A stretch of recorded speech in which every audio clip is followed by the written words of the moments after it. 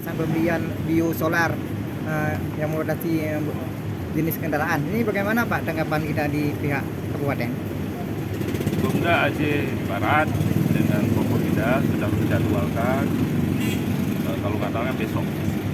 Tahap awal kita memanggil dulu pihak pengelola SPBU. Kita akan duduk bersama nanti, kita minta juga kontribusi mereka untuk berdebat ke depan. Apa kewajiban yang bisa dilakukan oleh mereka?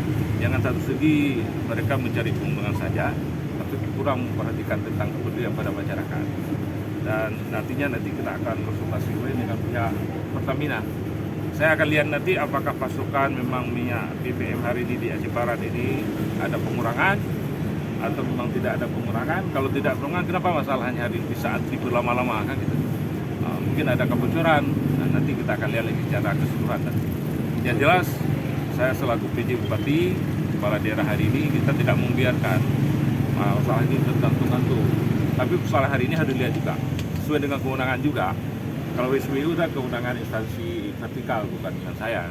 Tapi kalau wilayah, masyarakat bukan dengan saya. Cukup lah. Oke.